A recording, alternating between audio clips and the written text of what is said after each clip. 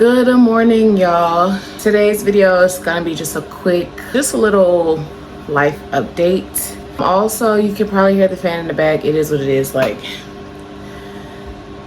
the place I'm staying, like the apartment controls AC and heating, so you can't, like in your unit, you cannot switch from AC to heat. Like it's just set. And so now, because it's fall and it's usually cold, the heat is on, but fall has been really hot, so it's hot outside, it's hot inside. And so yeah, anyway, little life update, right? So just to back up, last year, okay, so the place where I'm at now is the place I lived when I got saved, right? And I was under intense spiritual warfare here. There's a lot going on. Basically, this place was my Egypt. And if you know, you know. So this place was my Egypt. I begged and pleaded and cried and prayed to be delivered from here. And God did just that. I ended up staying with one of my friends for about 9 months. And then God blessed me with my first, it's not really my first place, but the first place I had where I actually lived there. Yeah. So the place where he moved me to was very secluded, very away from everyone. Like, I had no family there, no friends there. I lived with a family member, but yeah. No family there, no friends there. Like, I don't know anybody who lives in Virginia near me. I have like 2 friends in Virginia, but they live like in Virginia Beach or like that area, so they're like hours away. And because it was like a secluded town, it didn't have as many things as like a city. So I wasn't super comfortable there. Like, I was comfortable there, but like base level comfortable. Like, I had everything I needed. And some of the things I wanted, but not everything I wanted. But that was very intentional. God intentionally put me there in seclusion because he wanted to take me through the refiner's fire. And that was my wilderness, basically. So he took me from Egypt to my wilderness. And in that wilderness, it took me a long time to kind of get with the program. But 2023, I got with the program and we went through all the things, right?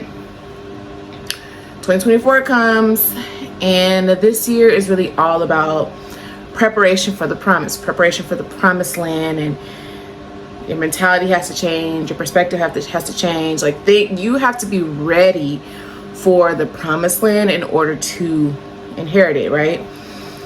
And so time came for me to inherit the promised land, and I made a few missteps.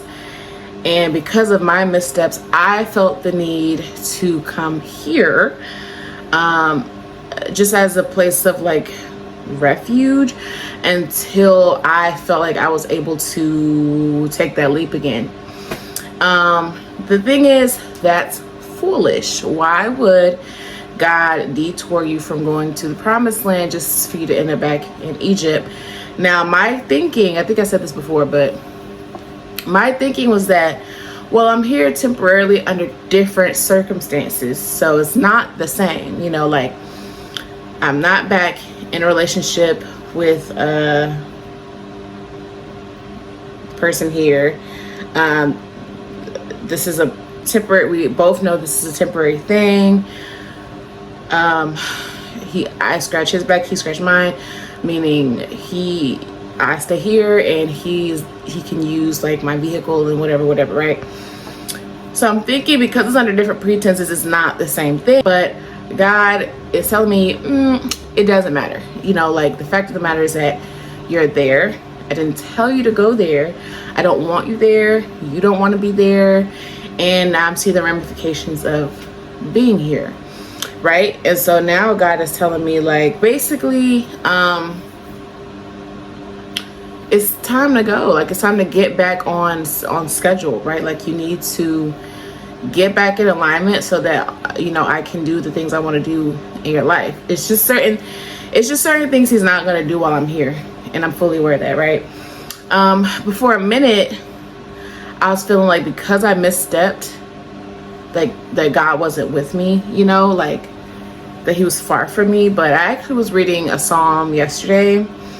It's a psalm where David's talking about being fearfully and wonderfully made, but it's the whole chapter.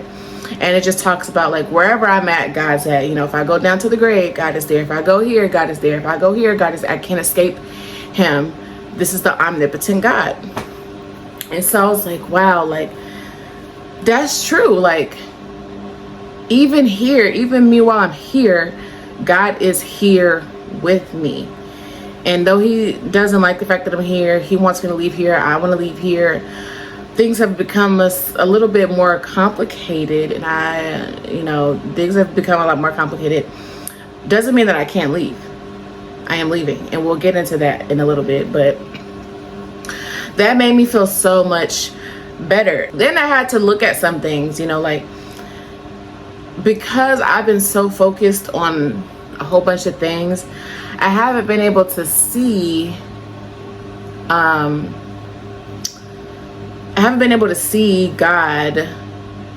hand in certain things. Like he is in the details, right? So something happened that was unfortunate, but because that thing happened, it actually basically God wiped away some debt, essentially, right? Like I owed a lot of money.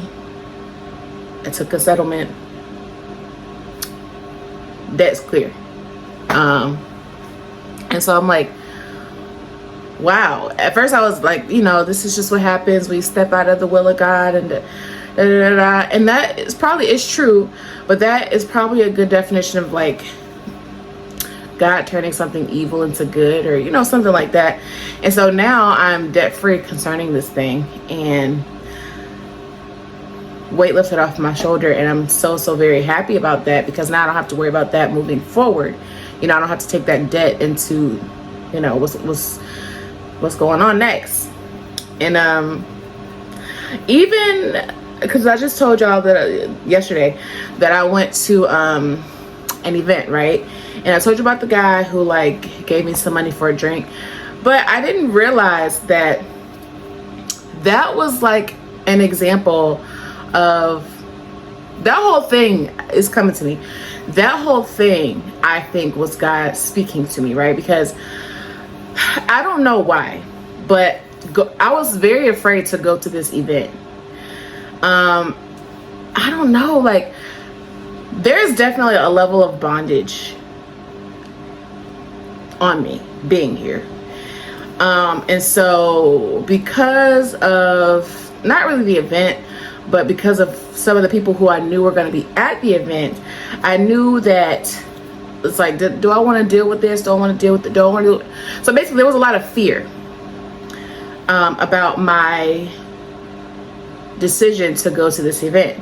It's like I wanted to go. I was 50-50, and this perfectly lines up with what happened in my dream. So because I already know, I had the dream and I know what the dream means, and because the same characters in my dream are at this event, that actually pushed me to just go ahead and say, I'm gonna go, because I had the dream, so I'm gonna go, right? So I was 50-50. I wanted to go. I was excited to go. I saw the invitation, but I was like, I don't know. And then I couldn't find anything to wear. It was like a whole bunch of stuff. But I'm like, you know what? Go. And so I was able to like makeshift get myself together. And so I made the decision finally after like probably like an hour or two of going back and forth. I made the decision to go to the event, right? Once the decision was made, I prepared for the event. I put on my clothes, I did my makeup, I did made sure I smelled good, looked good, all that, right? I go to the event and it's chill. Now, I don't have any money. So it's a free event, but the drinks that are there, you have to pay for. I don't drink, so that wasn't nothing, but there was food there and you have to pay for the food if you want to eat, right? But I was completely fine going to this event with no money, because I wasn't really planning on eating or drinking. I literally was just kind of there just to see what was going on there. Again, I'm thinking as a networking event, so I'm like, I don't need food and drink to network. I can talk to people, right? So I'm there, And things aren't exactly what I expected, but it's cool, right? So I'm just scoping the scenery out. I'm there, scoping the scenery out. I'm chilling. I go to this place with no money, no provision, no nothing. Okay? And I'm fine. I'm not worried about money. I'm just chilling. I'm just trying to enjoy what I can enjoy, right? I done came here. Let me see what the event is about, right? So, I'm chilling. I meet the influencer guy that I know is going to be there. And after that, I'm cool. I'm ready to go now because, like, you know. But then waiting on my ride, not at the bar. It's like bar, DJ booth, bar. It was like all connected. So I'm by the bar, but like I'm in front of the DJ booth. And I told you about the guy who was bumping into me, yada yada yada. And I seen this guy throughout the event the entire night. He bumps into me, he's talking to me, but he's nice. He's drunk, right? But he's nice. He's speaking to me. He doesn't come off like he's coming on to me. He's not hitting on me or trying to talk to me. It doesn't seem that way. It just seems like a nice guy who just is trying to have a good time. Again, he's like, "Why are you not dancing?" I'm like, "Cause I'm not drunk," you know? And he's like, "Oh, like looking for a way to give me some money to drink." And I'm like, no, it's cool. I wasn't asking for anything to drink. Like, I'm cool. I'm intentionally sober. And he was like, no. Here, gave me $20. He was giving me the $20. I said, no, it's fine. I don't drink. He was like, no, here, take it. And so I'm like, okay, take the money. And then shortly, like literally right after that, I leave, right? And so now, hindsight, I believe that entire night was an example of, it was God speaking to me in that. The fact that you were so fearful to commit to going to this event. Well, you know who's going to be, like, you want to go, right? You know it could be beneficial for you to go, but you're scared to go because you're worried about X, Y, and Z factors over here. But you commit to going. So now that you've committed to going, you're preparing to go. You're preparing to leave. You are getting dressed, putting on your makeup, making sure you are presentable. And when I say, like, I like to look good wherever I go, yes, but it's like the pressure was on me to look presentable, like look like I'm supposed to be there. Like, I gotta make sure this is right. You're preparing to go. You're doing your due diligence, right? Then you get there with no provision. There were no provision, but I'm chilling. I'm not sweating the provision. I'm cool. I know I'm good, right? You go there with no provision. You leave there with provision. I know it's just $20, right? But it's what it's saying. You go there with no money, but you leave with money. And you didn't have to do anything for it. You literally were just there, being yourself. And that speaks to me because of what God is talking to me about. Because when it comes to me leaving and going to my promised land, there is a bit of fear there. God has really been talking to me about fear. Fear for a bunch of reasons, right? But fear nonetheless. And God is saying, whatever the reason is, you need to divorce fear and come into agreement with faith, because fear and faith cannot coexist in the same place. They just simply cannot. If you are operating in fear, you cannot be operating in faith. If you're operating in faith, you cannot be operating in fear. That's just how the cookie crumbles, right? And so I was like, wow, like, that's true, because I've been wrestling. I'm like, okay, God told me I need to go. Your time up is up here. You need to go. And I also want to go. It's my heart is not here. I want to be where God has called me to be. I want to be in his will. I want to be in alignment, right? But there's fear associated with me leaving, because I'm like, okay, I don't want anybody to tell me I told you so. It's like me just caring about what other people think about this faith move. And also a little bit provision. Like, okay, God, how am I going to go? I need you to make provision. I need you to, but just like how I had no provision when I left to go to the club, essentially, but my provision was there for me. God is saying, I just need you to commit to leaving, prepare to leave, and your provision will be there when you leave. when you get to your destination, or when you get wherever I need you to be, the provision is there. And I'm just so mind blown because my dream was like so. And now when I originally came on here and was vlogging about the dream, I was like, yeah, it's talking about backwardness and sort of, but not really. It was deeper than backwardness.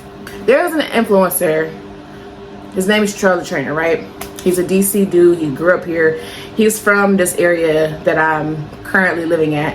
I don't know him, but like people around here know him. My baby father knows him. They went to school together, whatever. But I follow him because I just like his content. Just very simply put, I like his content. So I follow him. Been following him for like 2-3 years on TikTok and Instagram. I subscribe to him on YouTube too. I like his content, you know. Very like self-improvement, trying to be the best I can be, all that stuff, right? I mean, he's attractive too, so that helps, but I'm not attracted to him. He is attractive, right? So yeah, then my baby father tells me like not too long ago, like, oh yeah, I know him, I went to school with him, whatever. So I'm like, oh, okay, cool. So I hope my baby father don't see this, but you know, whatever.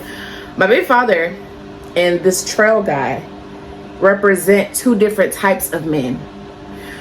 So obviously my baby father represents my past. This guy, he doesn't represent, I don't know what he represents, because in my dream he was kind of like a caricature of like the Holy Spirit, right?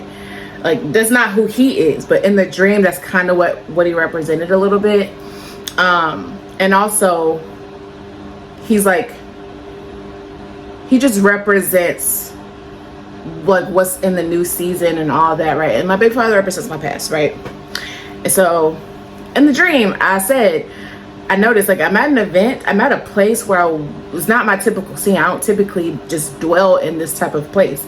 It wasn't necessarily the club in my dream now. It wasn't necessarily the club, but there was drinks there. People were drinking, people were getting drunk. You know? And so, but in my dream, I was in the same capacity as this influencer guy, right? And so the night's going. And then I'm thinking something in my mind. And what I'm thinking, he says, like, he offers me a solution to what I'm thinking. I forgot what the first one was. But I was like hesitant to accept it because it was something I wanted. But I was hesitant to accept it because I was so focused on what my baby father would think, you know? And that kept me stuck and in the middle. And he didn't push me to accept what he offered. He looked at me like, you'd be a fool not to accept this. Why would you not accept a better option to what, you know?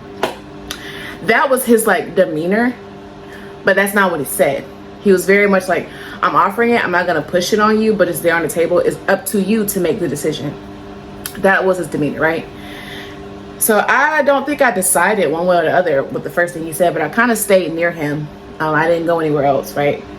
Night goes on, and I'm under the impression in the dream that I'm drunk now. Mind you, in the dream, I haven't had anything to drink, nothing to eat, nothing. But I just know that I'm drunk. And I think in my dream, being drunk is supposed to just reflect me being vulnerable. It's vulnerability. It's the end of the night and I'm drunk. And it's the end of the night. Where you gonna go? And so the guy, the influencer, is like, you're drunk. You know you don't have to go back home, right? Because in my dream, my way back home was for me to walk. But why would you be drunk walking back home and it's like late at night, like, and you're by yourself? It didn't make any sense. So he was like, you don't have to walk back home, or you can stay at my place. Mind you, in the dream, the event was down the street from the apartment that I'm at now. Just like in real life, the event was down the street from where I am now. Also in real life, I don't exactly know where he lives, but I know like the area he lives at, because when you know DC, you just kind of know DC. And so that guy stayed down the street from the event too, but in the opposite direction. So let's say the event is here, and like my baby father's apartment is here.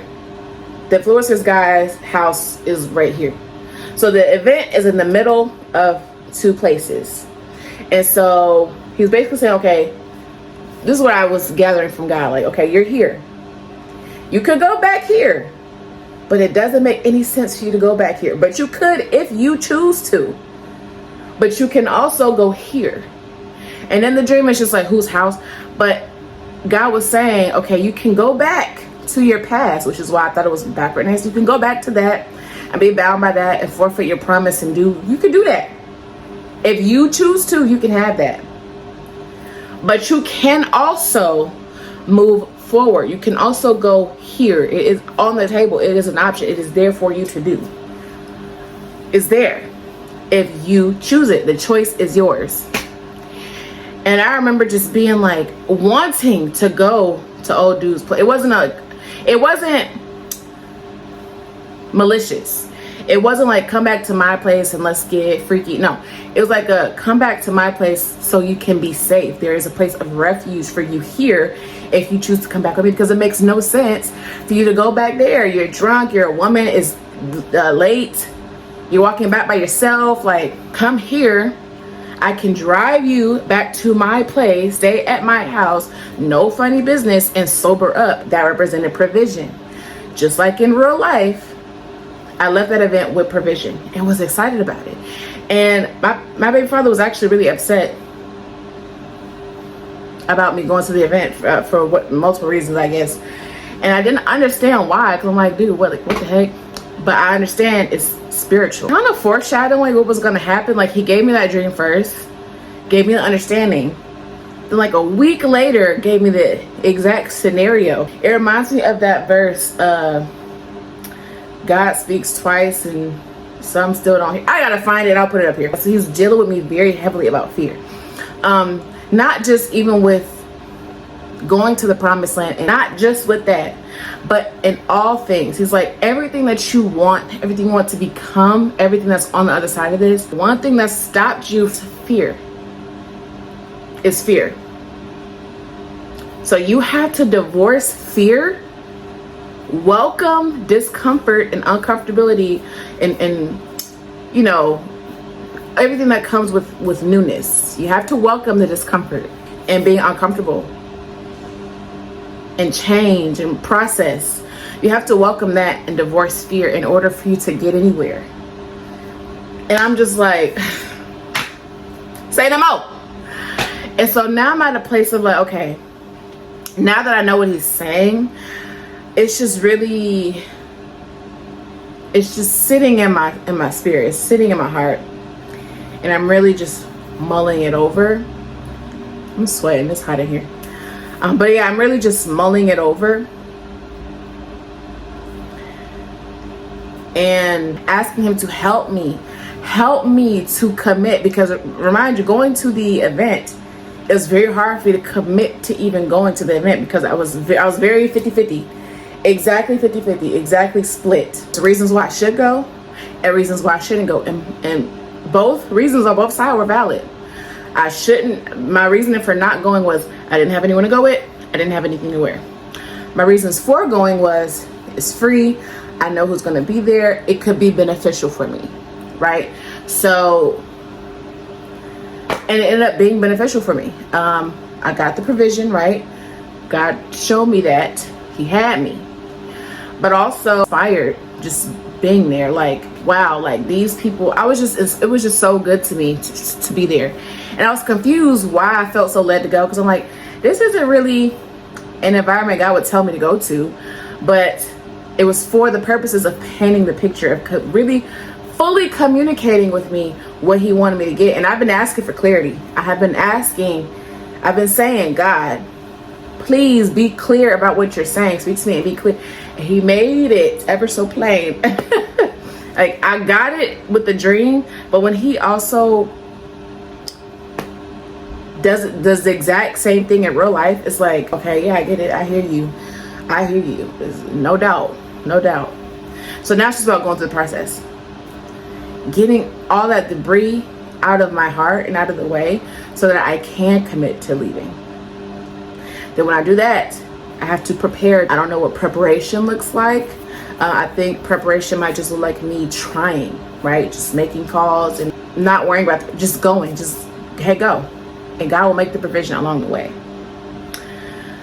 So yeah, that's my little life update. That's really all I had to tell y'all.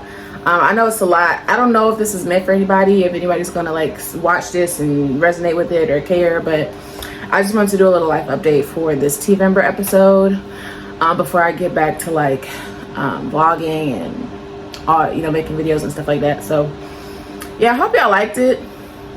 If it's for you, it's for you. If it ain't, it ain't. But that's it for today. Make sure you like, comment, share, subscribe, all the YouTube things, and I will see you in the next video. Bye.